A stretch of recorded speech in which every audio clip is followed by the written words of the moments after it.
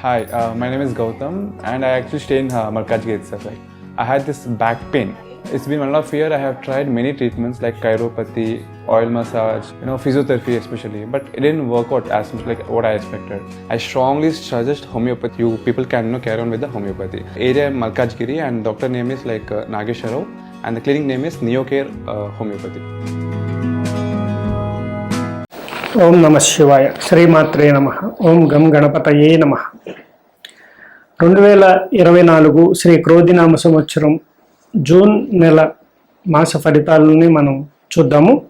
అదేవిధంగా ముందుగా మేషరాశి అంటే అశ్విని, భరణి, కృత్తిక, ఒకటో పాదం, ఈ 9 పాదాల్లో జన్మించిన ఈ 3 నక్షత్ర జాతకులే మనకి మేషరాశి కిందకు వస్తారు. ముఖ్యంగా మేషరాశిలో ఈ యొక్క జూన్ నెల ఎలా ఉంది అనేది తెలుసుకోవడానికి ముందుగా మనం గురువు యొక్క సంచారం, శని యొక్క సంచారం, అలాగే రాహుకేతువుల యొక్క ప్రభావం ఎలా ఉందనేది తెలుసుకొని దాని ప్రకారంగా మనం ముందుకు వెళదాం.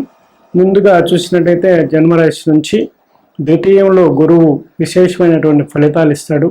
కుటుంబ సౌఖ్యము, అనేక రకాలైనటువంటి ఆదాయం, అలాగే రావాల్సిన డబ్బు సరైన సమయానికి అంటే ఈ నెలలో మీకు చేతికి అందటం అనేది జరుగుతుంది.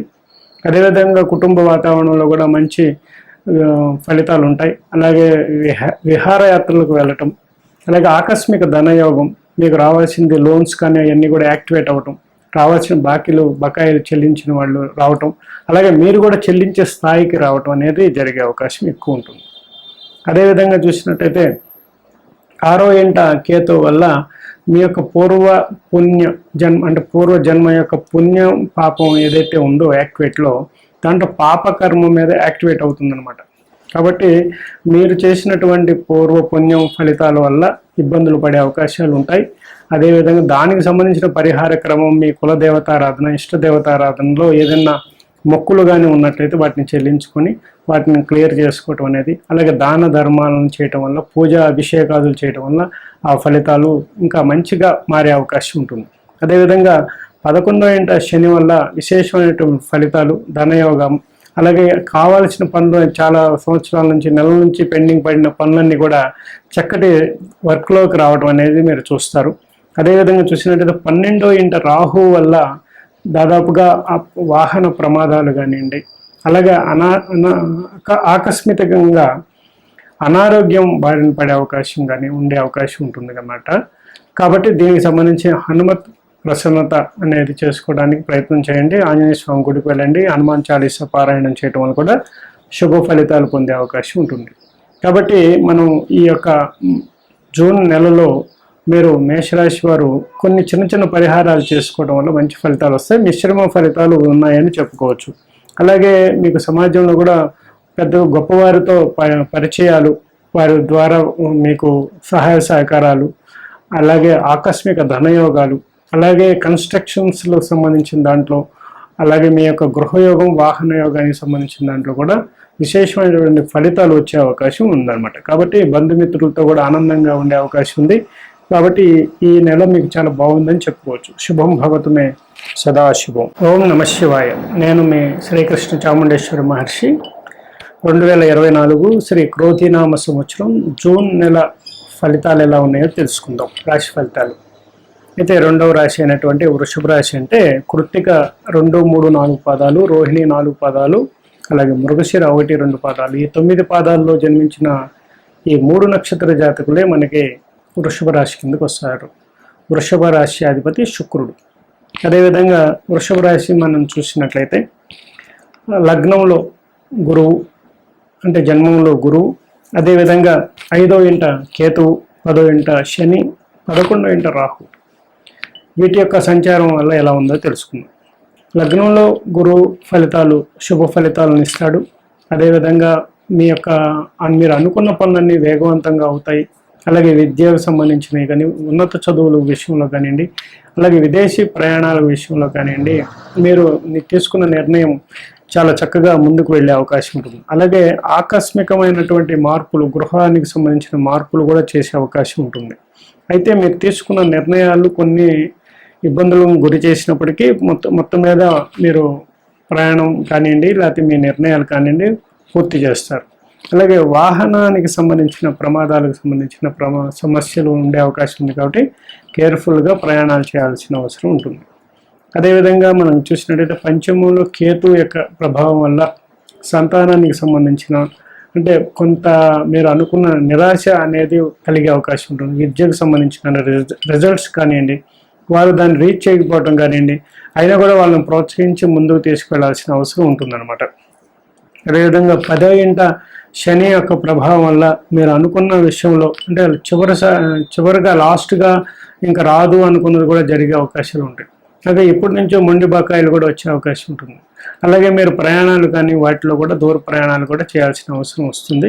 అలాగే మీరు అనుకున్న పనులు వేగవంతంగా జరగడానికి, కొంత మందకొడిగా జరగడానికి అవకాశం ఉంది. అంటే మిశ్రమ ఫలితాలు వచ్చే అవకాశం కూడా ఉండొచ్చు అనమాట. అదేవిధంగా 11వ ఇంట రాహు యొక్క ప్రభావం కూడా మీకు అంతంత మాత్రంగా ఉంటుంది. ఈ మధ్యలో మీరు ఎవరైనా శ్రీకాళహస్తిలో రాహుకేతు పూజ చేసుకుని రావడం వల్ల కూడా శుభ ఫలితాలు వచ్చే అవకాశం ఉంటుంది. ఎందుకంటే మీకు 5, 11 స్థానాల్లో ఉన్నటువంటి రాహుకేతువుల యొక్క ప్రభావాలు మీకు అనుకూలంగా లేవు కాబట్టి మీరు తప్పనిసరిగా రాహుకేతు పూజకై శ్రీకాళహస్తిలో రాహుకేతు పూజను చేయించుకుని రావడం వల్ల కూడా మంచి ఫలితాలు వచ్చే అవకాశం ఉంటుంది. అదేవిధంగా వృత్తి ఉద్యోగాల్లో ఊహించిన మార్పులు వచ్చే అవకాశం ఉంటుంది.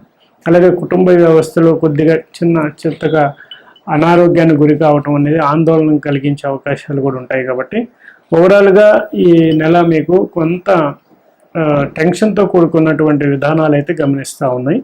అదేవిధంగా దీనికి సంబంధించిన కొన్ని పరిహారాలు కూడా నేను నెక్స్ట్ వీడియోలో చెప్పడం జరిగింది.